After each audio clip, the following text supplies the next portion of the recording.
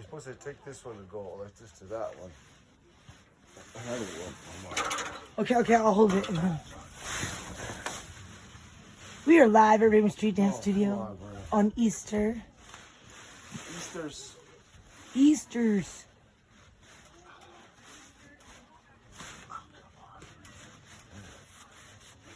This is supposed to have a tie up here. Okay. So we're going to put one on there. So then you go in, you said descending. There's that one. From thin to thick. Eh? And you weave. In and out. This is one? Yes. For that one. Easters. How did you learn how to do this? Oh, come go. No, just a little boy. Spirits come down, hold me. Use that tipi. Rolled up with it. So you take the outside of the one and then you go in, and then you go, what the heck? Lace it slow. You have 4 holes in front of you. Yes, what do you do with 4 holes? So you start. Put it in all of them. That's not how you did it earlier. Okay, never mind. Maybe you did. It has to be that way. Huh. Yeah. Okay. Come on. Thank you.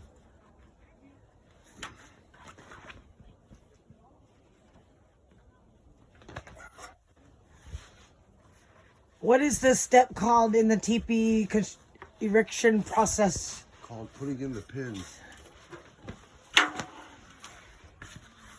I don't know. Pin processing.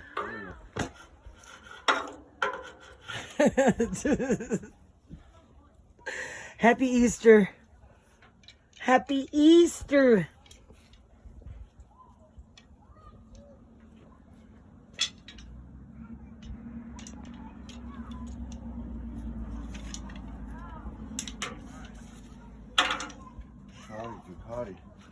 So you're still taking them down in gradual thickness. Because you're going to have the bigger ones to hang down here so they can have the door. Look at the door. Put the big one at the bottom, however. So usually they didn't use this ladder. No. Tie it from... You put a pole across the bottom, don't you? And you stand on it? Yeah, it's tied. I'll stand on it. Yes, please feel free to refer to our Living Native video. I know it looks long, but watch it. It's cool. It's actually tutorials that we tell of putting up a teepee, going fishing, repairing the sweat, but then we did it in a story format, so it's pretty cool. It's called Living Native. Thank you to the Charlotte Humanities for providing us with that grant in order to make that happen. You're on the last pin. I got 2 more at the bottom. Oh, my bad. We'll leave those out, though. Okay. You can walk in and out, or if you want to put them in, you can. But then you'll be tripping, right? You could. Well, it'll keep the bottom from spreading too far, too, though, if you do. Spread it. It's however you want to get it in there. So, what's your favorite style teepee? Well, Sue's teepee seems to be better. I don't know. Why is that? That way it's just lesser poles. Some of them it's easier to set up, I guess you want to say. Or just in what you grow, whatever you grow up with too. So what's the difference in the doorways? That's the main way to tell what style of teepee? Yeah, crows they don't have the thing at the bottom. They have, what do you call this? What is that? Door jam?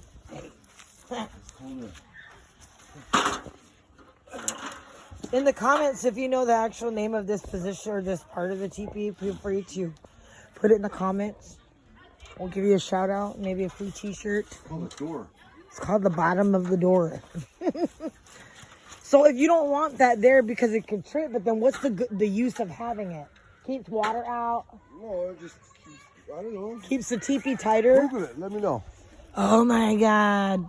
We have to know the why here at Raven Street Dance Studio, okay? Part of that.